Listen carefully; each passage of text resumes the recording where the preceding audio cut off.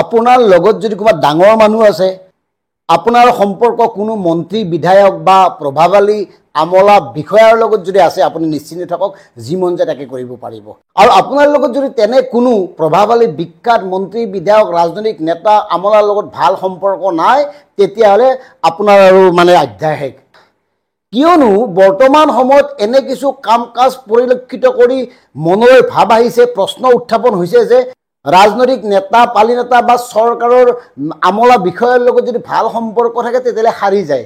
এনেকুৱাও দেখা গৈছে যে মন্ত্ৰী বিধায়কৰ লগত সুসম্পৰ্ক ৰক্ষা কৰি চলিব পাৰিলে পুলিচেও বিচাৰি নাপায়। যেতিয়ালৈকে তেওঁ নিজে আহি আৰক্ষীৰ ওচৰত আত্মসমৰ্পণ নকৰে বা হাইকোৰ্টৰ পৰা জামিন লৈ আৰক্ষীৰ ওচৰত আত্মসমৰ্পণ কৰিবলৈ নাহে, তেতিয়ালৈকে তেওঁক আৰক্ষীয়ে বিচাৰি নাপায়।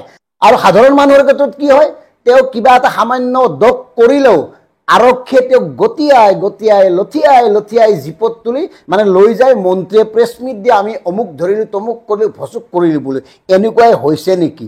এই প্ৰশ্ন উত্থাপন হোৱাৰ ভিত্তি আছে। সাধাৰণ মানুহৰ মনত এতিয়া এই কথাবোৰ ক্ৰিয়া কৰিবলৈ আৰম্ভ কৰিছে। কিয়নো শেহতীয়াভাৱে APSC কেলেংকাৰীক লৈ চৰকাৰৰ যি ভেকো ভাওনা, সেই ভেকো ভাওনাই উদঙাই দিছে আচলতে কি হৈ আছে।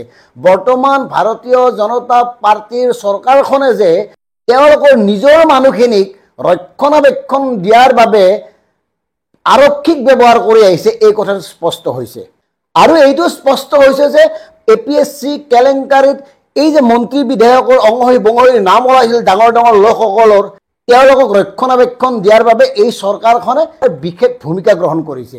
সমগ্ৰ দেশ কঁপাই যোৱা APSC কেলেংকাৰীৰ বিশেষকৈ 2013 আৰু 2014 চনৰ অসৎ উপায়েৰে বা টকা দি অন্যান্য ধৰণৰ মাৰ্ক লৈ APSC চাকৰি পোৱা একাধিক বিষয়াৰ বিৰুদ্ধে কেছ চলি আছিল, প্ৰত্যেকেই জানে। বিপ্লৱ চনৰ প্ৰতিবেদনত সকলোৰ স্পষ্ট হৈছিল, প্ৰত্যেকেই জানে। তাৰপিছত বাছি বাছি একাংশক বৰখাস্ত কৰিছে, একাংশক জেললৈ পঠাইছে, একাংশক নিলম্বিত কৰিছে, আৰু একাংশক একোৱে কৰা নাই। কিয় কৰা নাই? আৰু শেহতীয়াভাৱে ৰাজ্য চৰকাৰে এই গোটেই তদন্ত প্ৰক্ৰিয়াটো অনুসন্ধান কৰিবলৈ SIT গঠন কৰিছিল।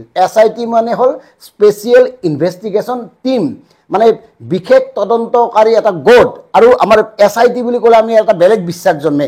SIT এইটো এইবাৰ হ'বই, আচল বস্তুটো ওলাবই।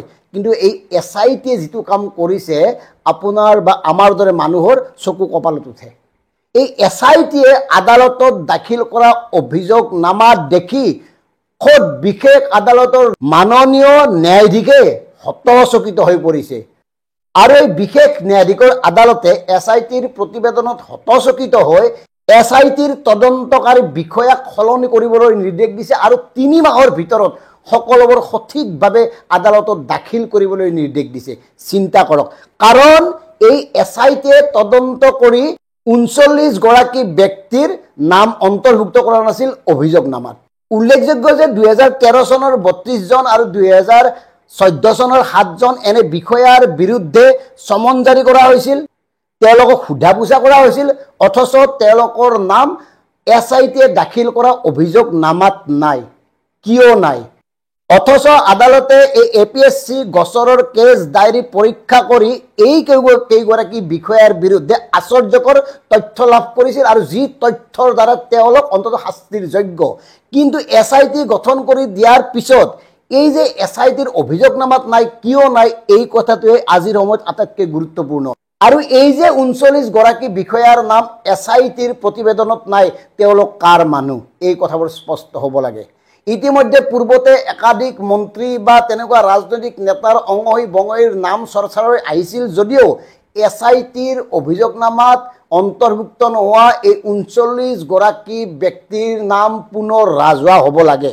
DK-বিভক্তৰ স্পষ্ট কথা, হয়তো এই 39 গৰাকী বিষয়াৰ নেপথ্যত ডাঙৰ মানুহ আছে, হয়তো কোনোবা মন্ত্ৰী বিধায়ক বা শীৰ্ষ আমলা বিষয়াৰ আত্মীয় কুটুম হ'ব, নিজৰ ঘৰৰ মানুহ হ'ব, নহ'লে কিয় এই কেইগৰাকী বিষয়াৰ বিৰুদ্ধে এই ধৰণে সোপা ঢিলা তদন্ত কৰা হ'ল, তাকো SIT বুলি ক'লে যি বিশ্বাস জন্মে, SIT বুলি ক'লে যি আস্থা আহে, এই SITয়ে এই কামটো কৰিলে। আৰু এই SITৰ তদন্তকাৰী মূল বিষয়া আছিল প্ৰতীক থুবে। এই প্ৰতীক থুবে কাৰ নিৰ্দেশনাত কেনেকে এই কাৰবাৰবোৰ কৰিছে তাৰো তদন্ত হোৱা উচিত। এই প্ৰতীক থুবে আচলতে কাৰ মানুহ, তেওঁৰ নেপথ্য কি, এই কথাবোৰৰ পোহৰলৈ আহিব লাগে। কাৰণ APSC কেলেংকাৰী সমগ্ৰ দেশ জোকাৰি যোৱা আৰু এই কেলেংকাৰীত জড়িত একাংশক বাছি বাছি একাংশক জেলত থৈছে। হয়তো এনেকুৱা অনুমান কৰিব পাৰি যিসকলৰ নেপথ্যত ডাঙৰ মানুহ নাছিল তেওঁলোকক হয়তো জেলত থৈছে, আৰু যিসকলৰ অলপ ডাঙৰ মানুহ আছিল তেওঁলোকক নিলম্বিত কৰিছে চাকৰিৰ পৰা। আৰু যাৰ লগত এনেকুৱা পৰ্যায়ৰ ডাঙৰ ডাঙৰ আমি কি ক'ব গৈছোঁ আপোনালোকে বুজিছেই, তেনেকুৱা মানুহ আছে, তেওঁলোকৰ ওচৰ চাপিবই পৰা নাই। এনেকুৱা ঘটনা ঘটিছে নেকি, এই কথাবোৰ এইকাৰণে মনলৈ আহিছে। APSCৰ দৰে কেলেংকাৰীৰ অভিযোগ নামাতেই যদি এই ধৰণৰ কাৰবাৰ চলে, তেতিয়াহ'লে সাধাৰণ ঘটনাত কি, সাধাৰণ কাৰবাৰবোৰত কি? মানে ভাৰতীয় জনতা পাৰ্টীয়েও যে কেলেংকাৰীত জড়িতসকলক উৎসাহিত কৰে তাৰ প্ৰমাণ। সেয়ে এই বিষয়বোৰ মানে দেখি শুনিয়ে মনলৈ আহিছে, মানে সাধাৰণ মানুহৰ এতিয়া ৰক্ষা নাই। সাধাৰণ মানুহে যদি সামান্য কিবা এটা অপৰাধ কৰে তাৰ ওপৰত সকলোবোৰ জঁপিয়াই পৰে। হাতী চোৰ সাৰি যায়, মাখি চোৰৰ জেল হয়। এই ঘটনা চলি আছে এতিয়া এইখন অসমত। ইয়াৰ বিৰুদ্ধে যিসকলে মাতিলে কামত আহে তেওঁলোকে নামাতে, ইয়াৰ বিৰুদ্ধে যিসকলে প্ৰতিবাদ কৰিলে কামত আহে তেওঁলোকে মনে মনে থাকে।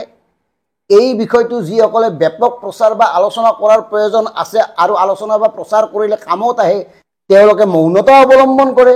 গতিকে DKB ফেক্টৰৰ দৰে সাধাৰণ মঞ্চ এখনৰ পৰা এই দাবীটো এইকাৰণে উত্থাপন কৰা হৈছে যে আইন সকলৰ বাবে সমান হওক।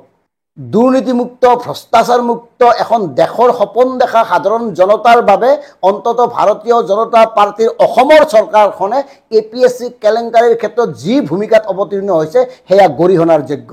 আৰু আমি বিচাৰোঁ ইয়াৰ নেপথ্যত কোন কোন ব্যাগম আমলা বিষয়া বা ৰাজনৈতিক নেতা জড়িত আছে সেইসকলৰ নামো পুনৰ ৰাজহুৱা হ'ব লাগে, পুনৰ চৰ্চা হ'ব লাগে।